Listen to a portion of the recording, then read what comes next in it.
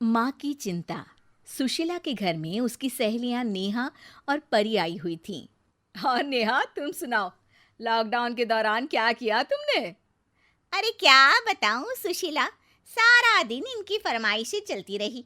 कभी कुछ बनाकर खिलाओ तो कभी कुछ। हाँ भाई, मैं भी बच्चों की फरमाइशों से तंग आ गई थी। अरे मेरी बहू ने तो मुझे बहुत सुख दिया। उसने तो बहुत बढ़िया बढ़िया चीजें बनाकर खिलाई मुझे। अच्छा भाई, तुम्हारी बहू तो बहुत अच्छी है। मैं तो कहती हूँ कि उसकी कोई चाल होगी। आजकल भला कोई इतना अच्छा होता है क्या? परी, तुम्हारी बात भी सही है। मैंने अक्सर देखा है कि बहुएं घर वालों को अच्छा अच्छा खाना खिलाकर सारे घर पर कब्जा कर लेती हैं, और फिर एक दिन आता है जब घर वाले बाहर और बहू बेटा घर में राज कर रहे होते हैं। हाँ। अरे नाना, बहन मेरी बहू बिल्कुल ऐसी नहीं है। बेटा भी मेरा कहा खूब मानता है। अरे फिर भी सुशीला, बेटे बहू पर नजर रखो, कहीं तुम्हें घर के बाहर का रास्ता ना दिखा दे। नेहा और परी चले जाते हैं। सुशीला अकेले कमरे में बैठे बैठे पिछली बातों को याद करती है।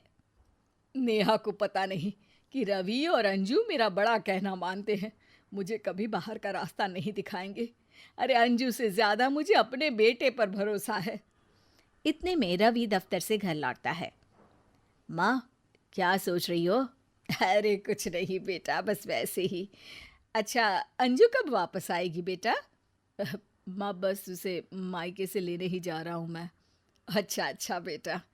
रवि चला जाता है। थोड़ी देर बाद रवि और अंजू घर में लौटते हैं। माँ, कैसी हो? मैं तो 2 दिन अपने घर में आपके बारे में ही सोचती रही कि आप कैसे अकेले सारा दिन घर में बिताती होंगी। अरे नहीं बहू, मैं तो मजे से रही। आज परी और नेहा भी आ गए थे मुझसे मिलने। अंजू, चलो तुम थोड़ा आराम कर लो, फिर कुछ खाना बना लो। रवि, मैंने खाना तो बना लिया है।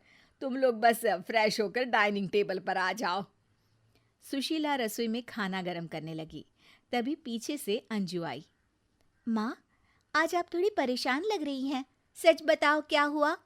अरे कुछ नहीं बेटा, बस सारा दिन सहेलियों से बातें करके थक गई हूँ। खाना खाकर सो जाऊंगी। खाना खाकर जब सब लोग अपने अपने कमरे में चले गए, तब अंजू ने रवि से पूछा। रवि, क्या बात है? माँ का मूड कुछ ठीक नहीं लग रहा मुझे। अरे नहीं तो, मुझे तो ऐसा कुछ भी नहीं लगा। अरे तुमने 2 दिन बाद उन्हें देखा है ना, इसलिए शायद। अगले दिन अंजू सुशीला के कमरे में आई। उसने देखा कि सुशीला पिताजी की फोटो से कुछ बातें कर रही थी। माँ, मुझे पता है कि कल कुछ ज़रूर हुआ था जिस कारण आप परेशान हो। यदि आप मुझे अपना समझती हो तो बता दो कि आपको क्या हुआ है। अंजू, तुम सही समझ रही हो। मैं कल से नेहा और परी की बातों से परेशान हूँ। उन्होंने मुझे बड़ा डरा दिया है। उन्होंने कहा कि आजकल बेटे बहू किस प्रकार माँ बाप को घर से बाहर निकाल देते हैं और